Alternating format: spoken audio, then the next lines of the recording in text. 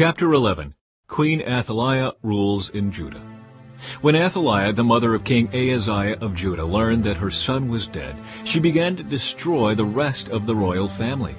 But Ahaziah's sister Jehosheba, the daughter of King Jehoram, took Ahaziah's infant son Joash and stole him away from among the rest of the king's children, who were about to be killed.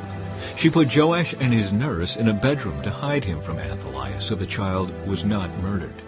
Joash remained hidden in the temple of the Lord for 6 years, while Athaliah ruled over the land. Revolt against Athaliah.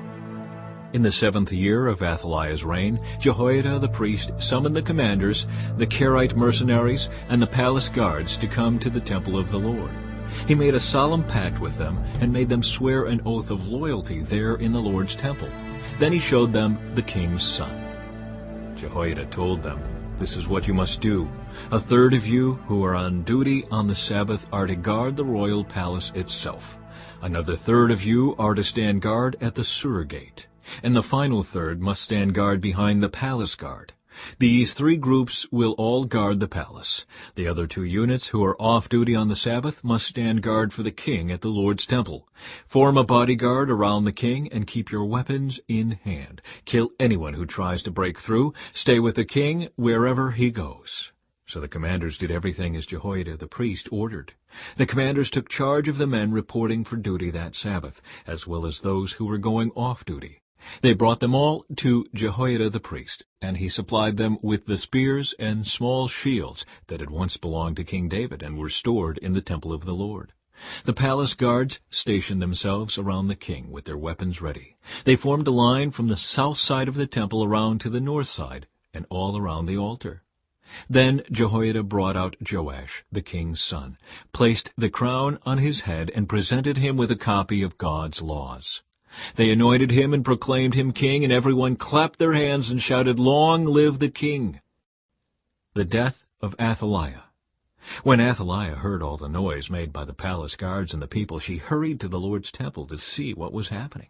When she arrived, she saw the newly crowned king standing in his place of authority by the pillar, as was the custom at times of coronation. The commanders and trumpeters were surrounding him, and people from all over the land were rejoicing and blowing trumpets. When Athaliah saw all this, she tore her clothes in despair and shouted, "Treason! Treason!"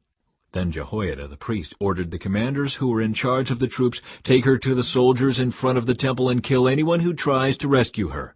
For the priest had said, "She must not be killed in the temple of the Lord." So they seized her and led her out to the gate where horses enter the palace grounds, and she was killed there.